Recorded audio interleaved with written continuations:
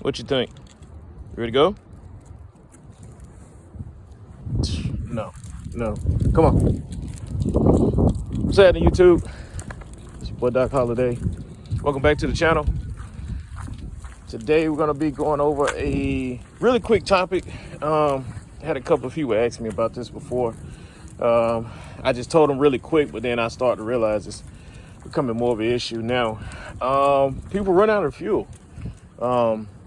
Whatever your reason might be, high-ass gas prices, fuel prices, you park your truck on a hill and your fuel gauges were too low, or you risk it because this one gas station was talking crazy, so you tried to go to the next one, or you were stuck in traffic, whatever the case might be. But your truck won't start now, and you're kind of sure or certain that it's your fuel. First of all, if it's trying to start but it can't start, you could have a fuel issue. All right. If it's just something that's going like a click, click, click noise, then it's probably electrical. All right. More than likely electrical. But if it's actually trying to physically turn over the kick, all that, and it's going and going and going, but it won't just catch, it's more than likely fuel. Especially if you know you ain't had no fuel in there. All right, so first things first, you want to get fuel and put fuel in there. All right, put your fuel in your tank, whatever you use, diesel, JP8, jet fuel, kerosene, plutonium, I don't know, nuclear power, you drive, rolling in a submarine. But put your fuel in there, and then first thing you need to do is you need to check, lift your hood,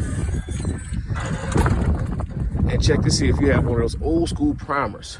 All right, normally they'll be around in this area here. When I used to drive tractor trailers back in the day, that we used to run out of fuel. If in the event that we did, we would have to put the fuel in there, and that'd be a pump. The new school ones had like a little button right here, just push the pump. But the old school ones had like a little primer pump. You flip it up and and basically what you got to do, you got to prime the lines, prime the fuel lines. The lines don't have fuel in them, so you're gonna have to put fuel in it. You're gonna have to manually prime those lines. All right. So once you manually prime the lines, now the truck has fuel in it, fuel in the lines, and you can fire it up. But here's the problem with that. Most of these new trucks, I want to say, I'm not a certified mechanic, but most of these new trucks like 2010 and up, or probably even 2009 and up, maybe even 08. But I know most of these trucks up, they don't have the old school primers. They have the electrical ones, so it's pretty much, they pretty much have it already set up to where all you got to do is to flip your switch and it'll prime it for you. All right, it's fuel injected, whatnot. So all you got to do is stick your key in the ignition, flip your switch, and let it hold for 30 seconds. 1,000, 2, 1,000, 3, 1,000, all of that. And you want to keep doing this. I say do it at least 5 times.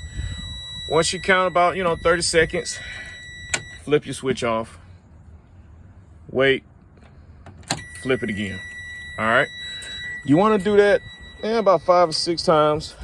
I would even go so far as to say do it about 8 times. I'm speaking from experience. And once you get that, you'll go to turn it.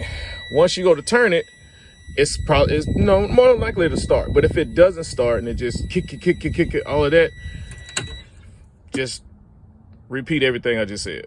All right, just start all over, because eventually it will start. It's probably, sometimes it's taking me 10, sometimes even 15 minutes to get the truck to fire back up after it's been started to fuel.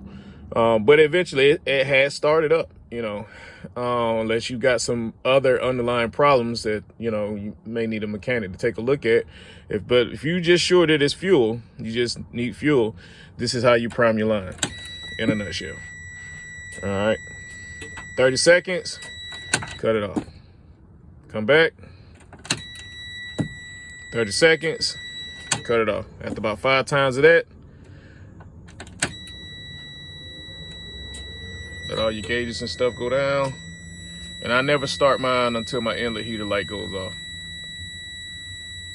After every single light cuts off, and I do this on all my vehicles, then I fire it up.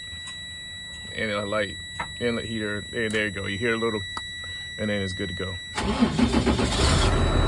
And she fires right up. All right. So anyway, I hope this was helpful, informative for those that's been in that position or unfortunately may end up in that position one day down the road, because Murphy's Law is a real thing. So, but anyway, that's pretty much it. Once she fires up, get to the nearest fuel station and fill her up, you know, and get to the point to where, you know, like a lot of people say, hey, I know my vehicle, and you know where your truck, you know, where the fuel line is, where you need to park it. But you're gonna learn all that stuff through trial and error, unfortunately. So, like I did, that's when I found out that, hey, I can't park my truck when my fuel gauge is this low or this and that. But everybody knows with these box trucks, once the fuel gauge gets past half a tank, it's pretty much, you know, it's pretty much shooting dice in a dark alley with a blindfold on, as far as how much fuel you actually have in there. So anytime I get past like half a tank, I'm trying to find the nearest diesel or trying to get fueled up, you know, or whatnot, so I can get to where I'm going. All right, guys, I appreciate everything. And if you got any questions, comments, criticisms, complaints, put them in the comments, shoot me a message, whatnot. Or if if you guys need another video, or if you need a question about anything to get posted, just let me know and I'll get it done. All right, y'all have a good one. Peace.